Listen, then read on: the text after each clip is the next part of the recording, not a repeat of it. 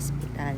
Pangalawang balik ko na ngayon kasi meron akong bakuna sa influenza. Kasi uso na naman ngayon dito yung marami na naman nagkakaroon ng influenza. Ganto dito pagka taglamig. Influenza talaga ang kalaban. Ayan, sobrang lamig na pabila ko ng kape sa convenience store. Ayan, samahan niyo po ako. Ayan, ano nga ba ang influenza? Ang influenza sakit siya na dumadapo sa katawan ng tao. Pag nagkaroon ka neto, lalagnatin ka, tapos yung katawan mo is para siyang nanginginig. Tapos yung paa mo para kang hindi makakilos. At para kang may sakit na polio. Alam mo, hindi ka talaga makalakad. Yun. Kaya para maiwasan yun, kailangan talaga magpabakuna. Kadalasan, lumalabas yung sakit na yun pagka ganitong taglamig.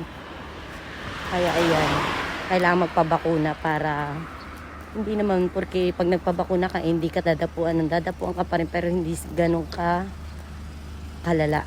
Kaya ayun. At nakarating na nga ako dito sa hospital na pinag-schedulean ko. Malapit nga lang pala to dito sa bahay namin.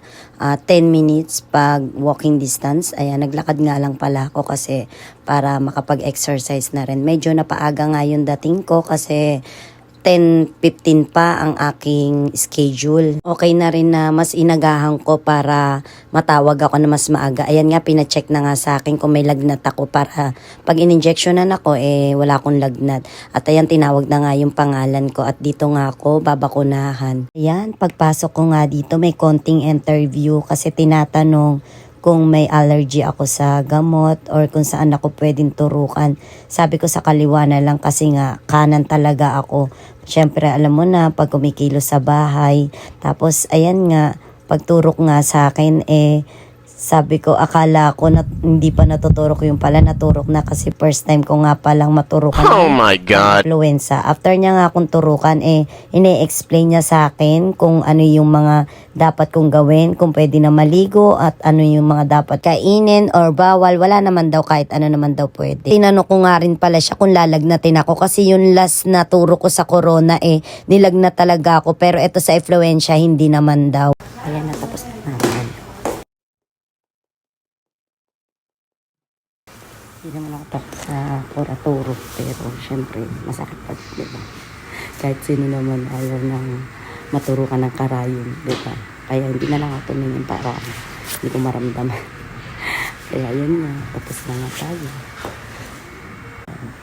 Ayan, tapos na. Tapos na nga tayo magpabakuna. Yung aking binayaran at yung resibo ko. Ayan, at hanggang dito na lang po. Maraming salamat po sa inyong pagsama sa akin. Ayan, Natani.